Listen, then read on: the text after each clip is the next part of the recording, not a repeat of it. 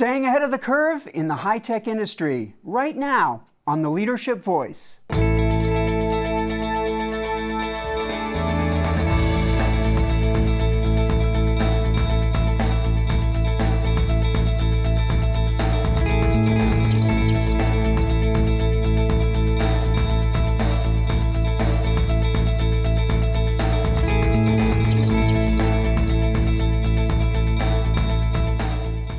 Welcome to the Leadership Voice. I'm your host, Jay Barbuto.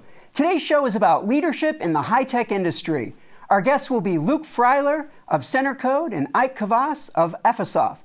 We also have a leadership lesson being delivered by Professor Mira Kim. We have a lot to talk about, so let's get things started with our quote of the day. Today's quote comes from Satya Nadella, CEO of Microsoft. Our industry does not respect tradition. It only respects innovation. Our first guest today is Luke Freiler, CEO and co-founder of CenterCode, which provides user testing solutions to leading tech companies. With a background in software development, he spearheads the design of the CenterCode platform, a SaaS platform that facilitates continuous audience engagement throughout product development. As a tech idealist, Luke aims to use technology to reduce friction and solve real problems. He is dedicated to connecting product creators and their audiences to actualize this vision, one product at a time. Please welcome Luke Freiler. Thank you, sir. Happy to be here. Luke, thank you for joining us on today's show. Let's talk a little bit about you and your background and what brought you into the tech industry. Sure. I started at a very young age with a love for technology, starting with the classic sort of video games with my dad. Obsessed over learning to program in high school, really wanted to make my own software, make my own games, and then found myself in tech very early, working for Samsung, initially in hardware development, found that really wasn't my speed, it was much slower, and quickly moved over to software, where I started to excel and kind of came into the right industry at the right time, and everything just kind of fit into place. And you developed coding experience and coding ability very early on. I did. It was a time when it wasn't quite as prolific, quite as common. We're talking kind of early 90s era. And I just fell in love with it. And right in high school, I was spending every waking hour kind of building software. So how did you transition from coding and love of tech into becoming an entrepreneur in the field? Sure. So my second sort of position was running a web development team, a software team at a large Swedish telecom company called Ericsson. And at Ericsson, I was building all sorts of different software for different means. And at one point, a product manager came to me and said, hey, we need to run a beta test for a product. Can you make that happen? At the time, I knew what a beta test was, but I really had no idea what it meant to do it. So I started digging into kind of the company literature, everything we had, processes, and found out that it really wasn't a solved problem for us. At the same time, I had become very, very interested specifically in the realm of user experience or usability, making technology useful and more friendly for regular people. And I saw this sort of come together as an amazing opportunity to solve a problem that really wasn't solved. So the idea of bringing together companies and their customers to ultimately help build a better product was just this perfect storm of everything I loved, and that led me to leave Ericsson and take a few of my coworkers with me to start this new endeavor that I'm still working on today. And this developing the technology for beta testing and user interaction, is that the principle, essentially what CenterCode does? Yes, so we built a large platform that many of the bigger companies in tech use to sort of coordinate that effort, to recruit their audience in and give them a forum so they can communicate with them, but then also help rank and prioritize all that feedback to ultimately build the best product possible for those customers. So something, again, all of tech uses similar type processes. We built it into something that allows them to scale it and get much closer to those customers. And so what does the technology look like for a business that is doing some beta testing? What would it actually, how would they experience that? What would it look like in the execution of this? Sure. So like most modern software, this all happens on the web. It's a SaaS, software as a service based product. And what it allows them to do is have a constant portal online that their customers can come in and effectively profile themselves. They tell the company about themselves, their interests, their education, anything and everything that might be relevant to connecting them to the right types of products that solve their problems. The company, on the other hand, would sort of think in terms of getting those products to market. They're going to launch a project, they're going to recruit from whatever their target market is, and then they're going to, over time, build a closer and closer relationship with those people to understand the issues in the product, the ideas those people have, and the praise they have for whatever about that product is really fitting their goals. So it's about building that continuous engagement and relationship with that audience. So what would it have looked like without the technology? So without this, there was always a tech angle to it, but it would be very lo-fi. They'd be using email in a very manual way. They'd be using spreadsheets and just kind of making it up as they go. And without anything bringing it together, the biggest problem they're going to have is they're creating friction at every single point. And the testers, the customers are typically going to get unengaged, not really give the feedback. And even when they get it, they're not really going to know what to do with it or how to get it into the right hands. So it ends up just being very disparate as opposed to kind of centralizing it into something that everybody can benefit from. So this allows for multiple data points. It allows for continuous feedback, and it provides an organization so that information can then really be put into decisions. Yeah, the goal is to have this single central source of truth that they understand what their customers want out of that product, what they expect out of that product, and whether or not it's meeting those needs. So it's really a marketing tech type of marketing research kind of opportunity for businesses. It actually sits in between pretty much all the organizations. It's something that product teams generally thrive from. Engineering teams take the data, marketing, sales, everybody sort of gets this early customer feedback. It helps them support the product better, sell the product better, develop the product better. You know, there's no limit to what a customer can bring to the table in terms of helping design and ultimately shape the product for their needs. But a company that is in the development stage with their products can really benefit from this type of technology. They can, but the way products are built today has really changed a lot in the last 10 to 20 years.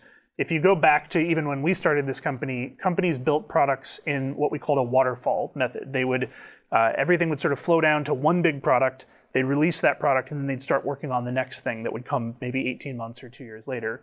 Now, pretty much all of technology operates in an agile environment, meaning that we put a product out, and it's more like a service than a traditional product. It's something that's going to evolve, it's going to change, it's going to connect and talk to other technology. And those technologies are typically outside the control of whoever's building that development, or that product. So it's a moving target. So it's not about just releasing a product and hoping for the best. It's about continuously building, maturing, and growing that to meet the evolving needs of their customers, as opposed to that one-time, fire and forget solution. So staying agile, staying adaptable within the product, within the service is a key in this industry. Absolutely. So what is the biggest challenge that you faced at Center Code that maybe almost disrupted things, almost caused catastrophic potential problems at Center Code? I mean, for us, the biggest challenge is that we bootstrapped the company, and that means we didn't go out and raise a bunch of capital. We started at a time when that was very challenging to do, which is actually true right now as well. So for us, we were young, we were inexperienced, which was probably the biggest challenge we faced, and our market was young. One thing that was very clear to us looking back is that we were actually too early to market. We had a great idea, but we were ahead of the curve, and that's common in tech. You sort of see what's coming, but the world might not be there yet. So thankfully, we persevered through it, but we had this idea for this continuous and agile development, or customer testing, before agile development was really typical. So we needed the market to kind of catch up to the way we saw things. And while that looks like we were forward thinking and that's a brag, it's actually kind of the opposite. It can be a death knell to get there too early. Thankfully, we didn't have a lot of expenses and life was simpler, so we kept through. But that was really challenging, is just not being in the right place at the right time and having to wait for it to catch up to us. But more and more companies today need this type of interaction. Now, virtually everyone needs it. Virtually all product development now is more agile and more sort of service-oriented, just because, again, you can't really put out technology that isn't connected. And if it's connected, it means it's connected to something you don't have control over, so it's going to have to change and evolve. So yes, everywhere now. So let's share a little bit of wisdom or experience around what it takes to survive and what it takes to thrive. So what does a tech company, a tech-based company, need to do to survive? In terms of surviving, I mean, beyond the very obvious, just making sure we can pay the bills, it really is about having the right people with the right motivations. You know, one of the big things we've faced in tech over the last few years is a major shift in how we work. Most of us are either remote or some form of hybrid, in part because, you know, COVID pushed us there. But once we got there, most of us realized there were some significant advantages. And the idea that we now have access to a workforce that's effectively, you know, dispersed and in many cases global has really changed the game. So it's about finding the right people with the right motivations, because our industry and the way we work, the way we think is very different than most industries. So for me, it has been about building the right team that is really behind the vision and wants to be there. It's not like the traditional employer relationship. Tech is a little different in that way. So surviving is really about getting the right people in the company, the right people that are capable of doing things. What about to thrive? What's it going to take to really thrive as a tech-based company? So it seems like the obvious answer, but adaptability is the absolute key here. You know, one thing you're seeing right now with the rise of AI is everybody is starting to think differently, and nobody knows exactly where it's going, but everybody knows it's going somewhere very different, and we're going to have to change our ways. So not getting stuck in old ways and being able to adapt with that and pay attention to it.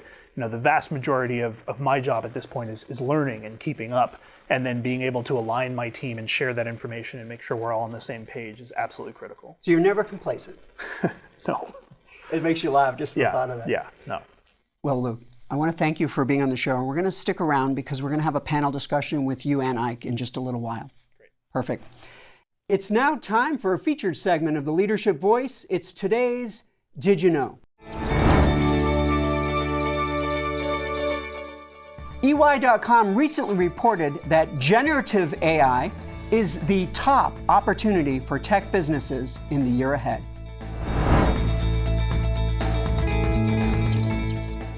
It's now time for today's Leadership Countdown. Today's countdown comes from Deloitte. Here are this year's top high-tech trends. Trend number 6. Spatial computing and the industrial metaverse. Trend number 5, generative AI as a growth catalyst. The number 4 trend in the high-tech industry is beyond brute force computation. Trend number 3 is empowering the engineering experience. Trend number 2 is defending reality by showing truth in the age of synthetic media. And the top high-tech trend is revitalizing technical debt to technical wellness. Don't go anywhere. We have Ike Kavas in the studio right after this commercial break.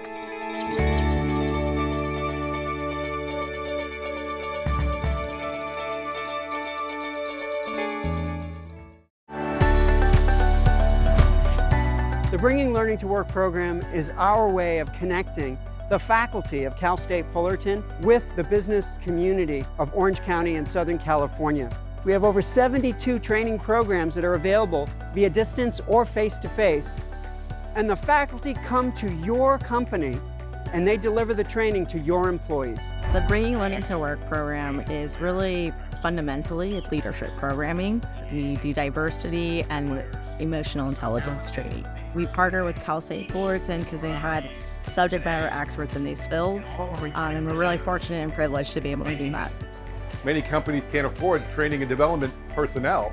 And so this is a great opportunity to leverage Cal State's faculty to help them develop their learning programs. The leadership of the center and the students allow me to not only bring leadership development to my company, but allow me to interact with some amazing students who have grit, potential, and just amazing futures in front of them, and I get to take part of that. It's a wonderful feeling. When your organization is ready to develop its talent, reach out to the Center for Leadership and we'll help get you there.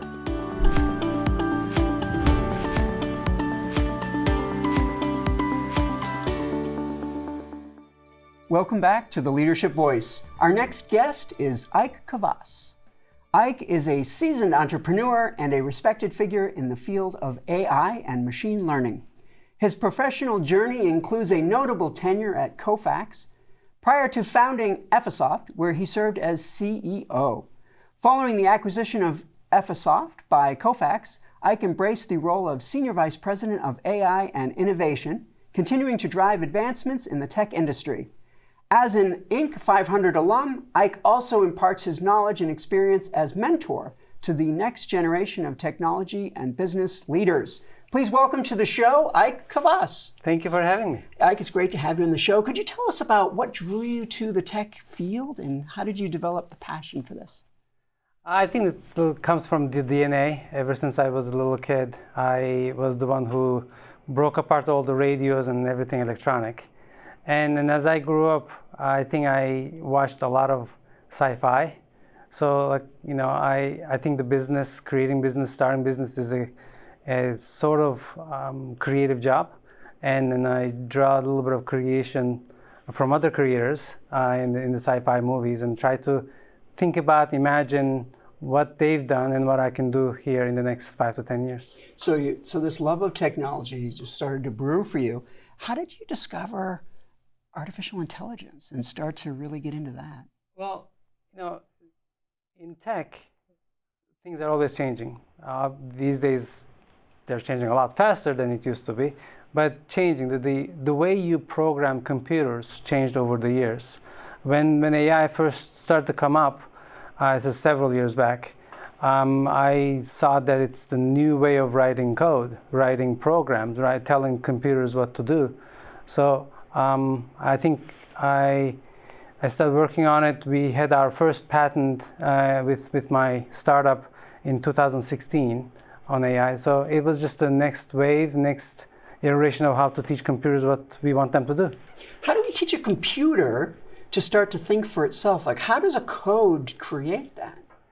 There are different techniques. So again, it goes to the creative minds of humans. So we are always trying to find ways to do that. In 2017, I think it was some smart engineer at Google discovered a way that we can train new generation of AIs in a new way. And that's what we see today, generative AI came. But AI is being developed for the past 30, 40 years. It's just the recent developments have been a lot faster than the previous one. That's why it's in the media a lot more. So let's talk about how this transition for you towards becoming more entrepreneurial and eventually starting a company, specifically Effisoft. So I always wanted to control my own destiny. And I did not like other people making decisions to control my future. So entrepreneurship was the only answer for me. And I used to work at this company and I always look out for opportunities. And I realized they are moving to a different direction and there's a gap in the marketplace. And I saw I can develop a new technology to make customers adapt faster, cheaper. So I left my salary job and started Effisoft. And 12 years later, they bought the company back to the same company I used to work for. And so tell us about Effisoft. What does Effisoft do? What kinds of products and technologies did you develop and embrace? At the core, we have brought automation to our customers whenever they're handling a document. So we went to insurance companies that they receive a lot of claims, millions of them sometimes a day. We helped them automate that process, so we told the computers to read the documents rather than humans reading it and writing to the right department. Then we went to mortgage companies. They get stacks of documents for every mortgage. So we have clients who does millions a day of paper. And then we went to IRS.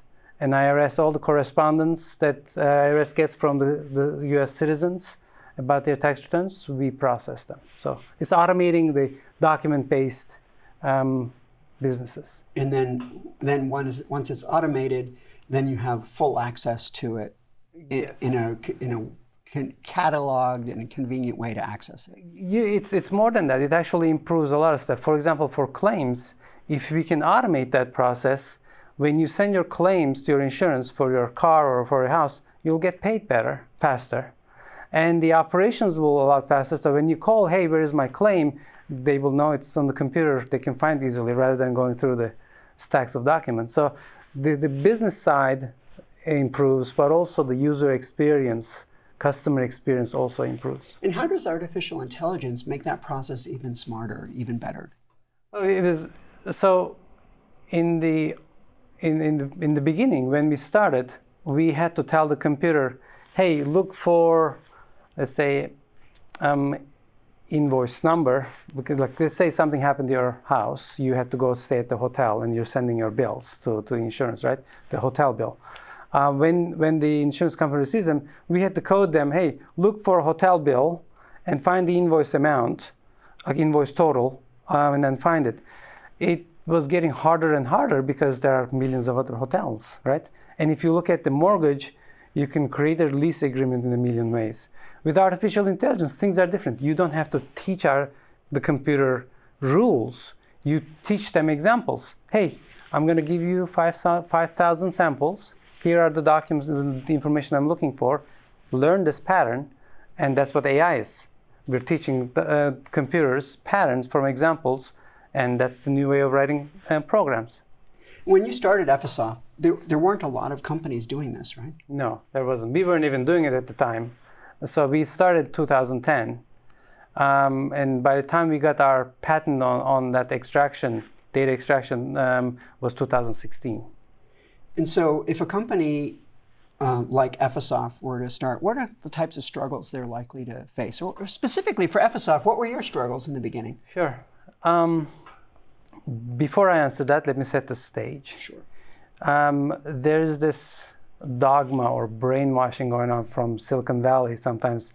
You have to have your company start with money from VCs, and you have to be the next Facebook. You have to scale as fast as you can and grab the market before anybody else. That's not the only way. So the way I chose was a little bit forced. I did the same thing. I went and I had an idea. I went look for money to the investors, angel groups in the Southern California. The first one said no. Second one said no. After the 10 no's, I said, okay, I'm going to find a customer. I'm going to sell my software. And with that money, I'm going to hire 2 more engineers and sell another software and then 2 more engineers. So all I had to do was to come up with an idea to pay for the first version. So I started doing freelance work. And with the money I made in the US from freelance, I was able to hire engineers, 4 engineers in India.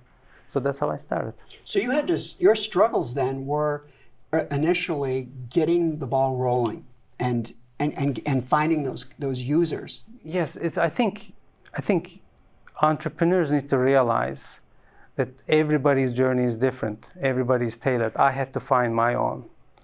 And that's the key. I don't have to mimic or mirror somebody else's story I read somewhere else. I have to create my own story. But then once you start the journey, it gets harder and harder every day. So we had several near-death situations where we didn't have money to pay for employees. Excuse me. And Monday is the payroll day, and Friday we would find a customer to sell the software.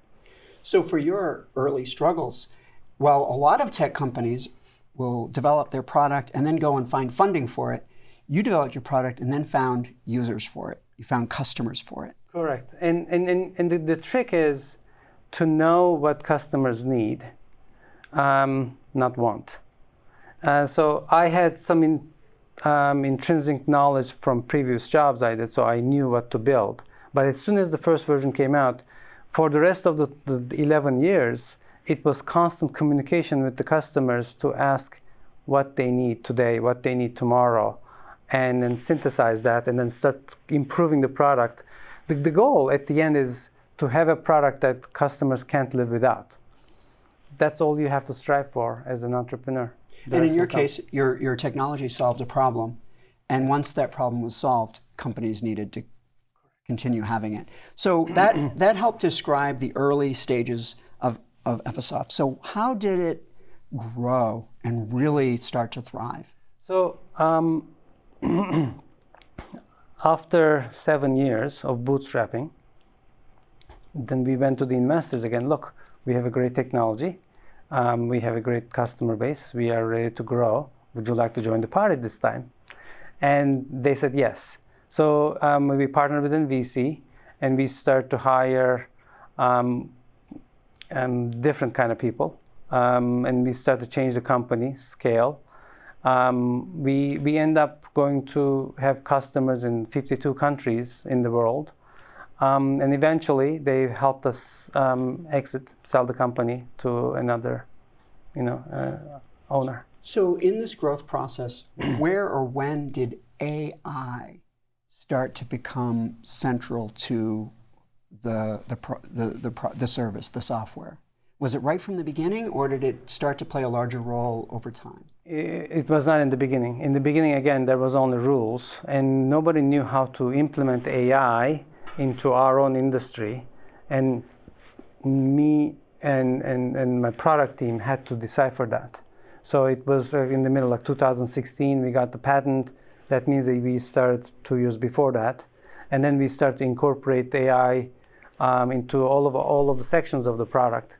One by one until today. And so how did AI take Effisoft to the next level then? I think that was one of the parts that the investors realized that acquired our company, because not a lot of people in my sector invested in AI, so they needed our technology to use and get to the next level. So AI seems to be obviously everywhere. So what do businesses need to know about artificial intelligence technology? Before I answer that question, let me set the stage again. AI has been with us for a long time. Like on the phone, when you're using to get driving directions, that's AI powering it. When you take nice pictures with your DSLR or your iPhone, AI has been there. I think the AI has been now being talked a lot more because somebody realized not just the blue collars, white collars might also lose their jobs. But I think there are a lot more other dangers in the world other than AI for those people.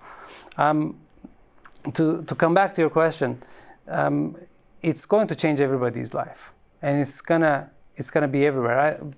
It's easy for me because I watch sci-fi movies all the time, and I can see Back to the Future or Star Trek, Star Wars. You can see where everything is going, and that's where it's going to be.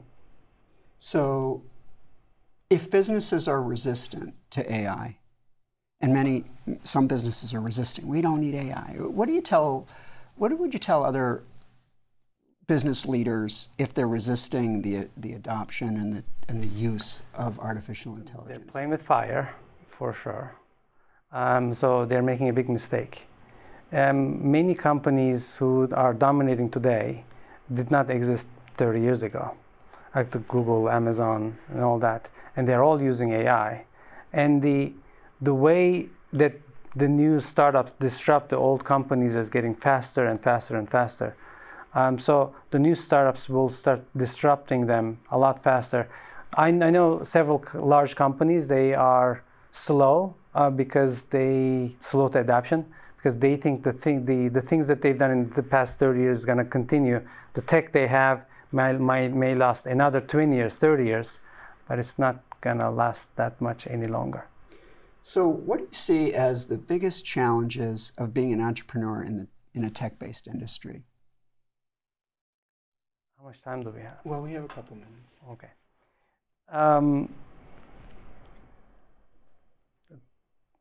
So there are several, but that's what the entrepreneur's job is, to find a solution.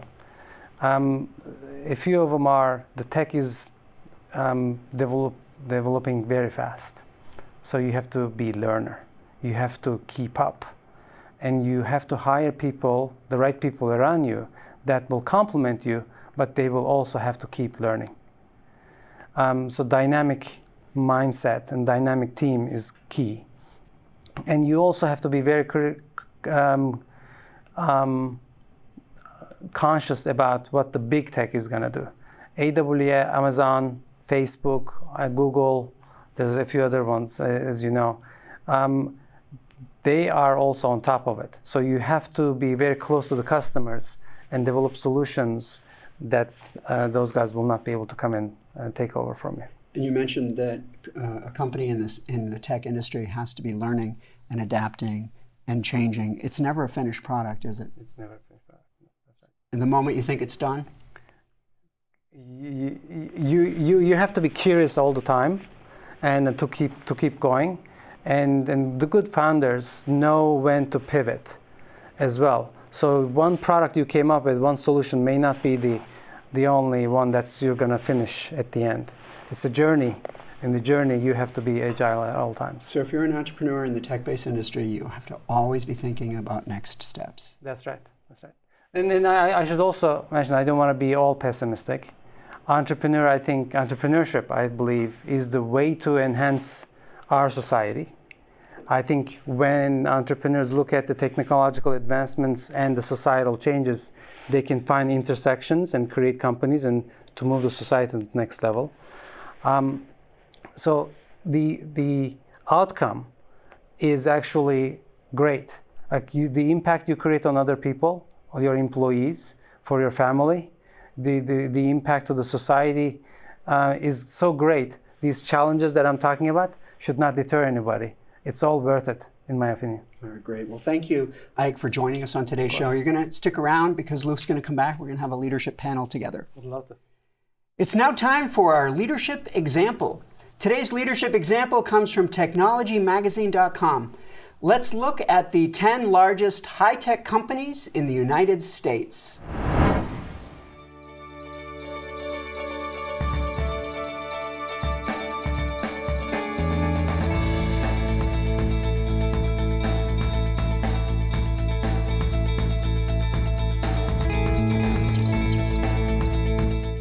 It's now time for our leadership lesson. Today's leadership lesson will be delivered by Professor Mira Kim.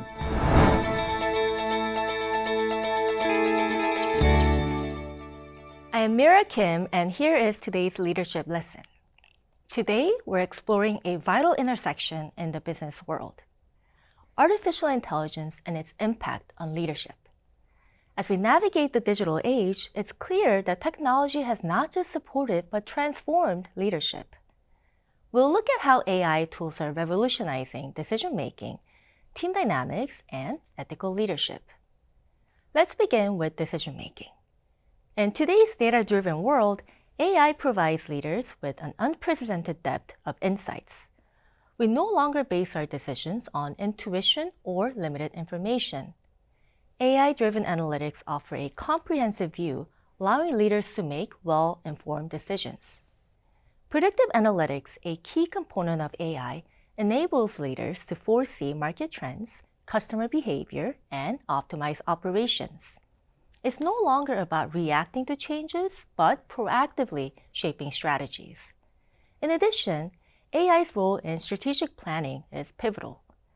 It provides leaders with the tools to simulate various scenarios, helping in developing long-term sustainable plans. Moving to team management, AI's influence is transformative. AI-powered tools help in managing projects, automating routine tasks, and even in analyzing team performance.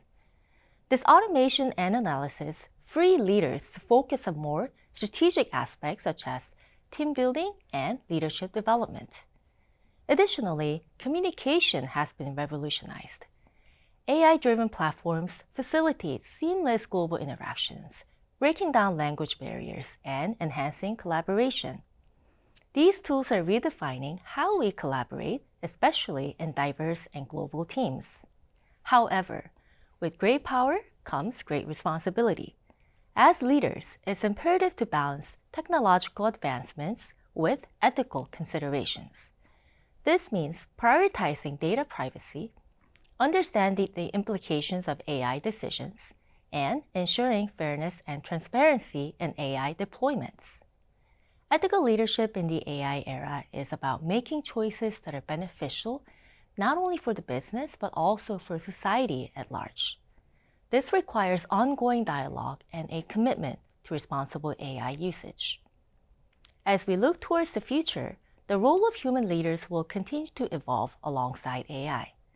This means not just understanding AI's capabilities, but also developing the skills to leverage it effectively. As we step into this new era, let's embrace AI as an ally in our leadership journey, ensuring we lead with both technological insight and ethical integrity. I am Mira Kim, and this has been your leadership lesson.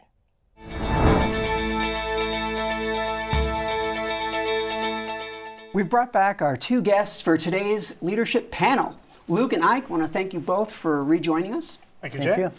Terrific. So let's start with our panel. The way this works is we have 4 questions. You'll each have a chance to answer each question. Luke, you'll answer the first question, then Ike will have a chance to also answer it. Then second question, Ike will go first, etc. So first question is for Luke, and it is about founding a tech company. What do some entrepreneurs underestimate when they start a tech-based company? I would say at least the thing we underestimated that ended up a pretty big deal is the caliber of customer we were able to get. So when we started the company, we thought we'd only be able to appeal to small companies who would kind of have the trust for someone starting out. But the reality is if you solve a problem, a larger company, a much bigger opportunity will come your way. So it really just depends on what your problem is solving, and they will give you the time of day. So for us, some very, very large tech companies put us on the map that we didn't seek out. They found us, and it ended up being one of the better things that ever happened to us. Ike, same question. I'll tell you 2 of them. One of them is positive, one of them is not, maybe. Sure. So they underestimate how much they need to learn, how much they don't know. And if you think about it and multiply by 10, that's still not enough, probably 100. And you can't be in the mindset of, hey, I'm just going to hire people with the money I'm going to get from investors, and then those people are going to do it. No, you have to know what they are doing so that you can actually keep an eye on them as well. That's one. Number 2 is the positive impact you would have in the employees, society, all the people you fed, all the customers. It's 1,000 times bigger than they can imagine. So that's also what entrepreneurs, I think, underestimate. All right. You positioned one of those as negative. I actually think those were both positives. You have to go into this space willing to learn, excited to learn, but if you are, it's the best thing ever. So our second question, Ike, you'll answer first. Sure. And it's about AI in business. How do you see AI changing the future of how business is conducted? Well, business, I think, is about top line, making money, bottom line, saving costs, and serving customers. AI is going to change all of that. In the top line, you're going to be able to create companies that can scale with fewer people, so that you can actually create great products. Even like the programmers now accept about 50% of the AI suggestions rather than them typing it. At the bottom line, you can automate a lot of stuff. It started with the call centers, but it's going to go into marketing departments, the product design everywhere. And the customer experience is going to skyrocket because AI will be helpful as well as much as your Google Maps helps you every day. The business applications will also be an integral part of the human experience. Luke, this is going to be the same question for you. How do you see AI changing the future of how business is conducted? I think it gives people superpowers. I think it makes virtually everybody much more capable, and I think it's going to create a lot more opportunities for entirely new ideas. That, to me, is kind of the most exciting thing about AI is as the internet came to be, tons and tons of new opportunities and things that we could accomplish for the first time became a thing. When mobile phones ended up in our pockets with connections to the internet everywhere, it was the same thing. This is another wave of that, is everybody who's coming to the market right now has an entirely new set of opportunities available for products and solutions that just weren't possible 2 years ago, 3 years ago. So it's just a whole new world of opportunity for businesses to go solve new problems, for people to go solve new problems. So our third question, Luke, you'll answer first. It's about AI in life, and that is, how is artificial intelligence changing lives? Again, I think it stands to make people smarter. It makes learning easier. It just extends that growth curve that we've seen of information at our fingertips at all times. And I think it's going to just save a lot of mistakes and errors. It's not perfect yet. It's not going to be anytime soon, but it's just going to remove an enormous amount of friction of learning. And I think that's just a wonderful thing. Ike, it's the same question for you. How is AI going to be changing lives, not just in business, but lives? Yes. I think, so I'm an optimist at heart. So I believe AI will be great use for us. But I'm also realist. There are a lot of things that needs to be fixed in the life of everybody. But I think those challenges that we need to fix are not the AI caused ones, in my opinion. It's so easy to create bio hazards today. You can just get a $5,000 machine and instructions on the internet, and social media. Some of the things that the controversial and the topics that affects our minds are the problems we need to solve. And maybe the asteroid will come 10 years from now.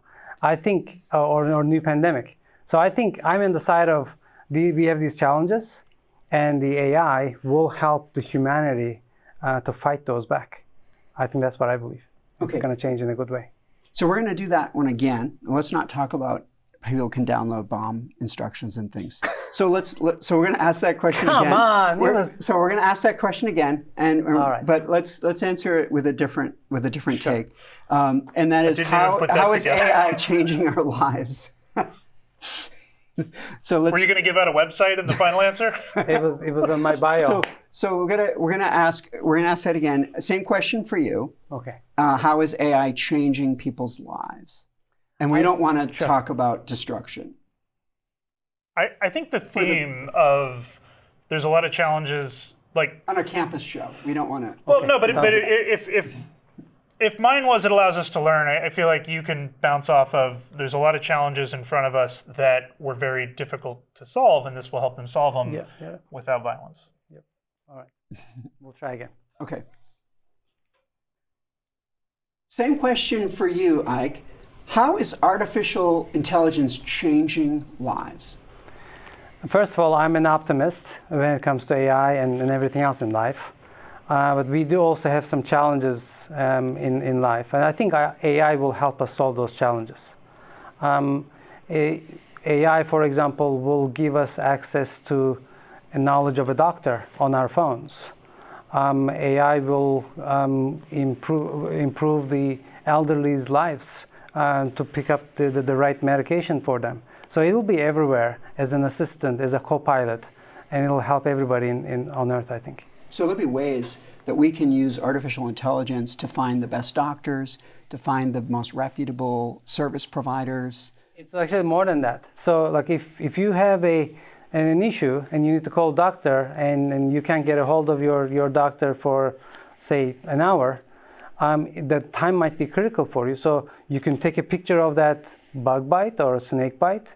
You can tell your symptoms, and the AI on your phone will tell you as if it was a doctor. You don't even need to talk. And then you can go to the doctor as well, but you can have an access to a doctor within seconds and get all the information you need at that moment.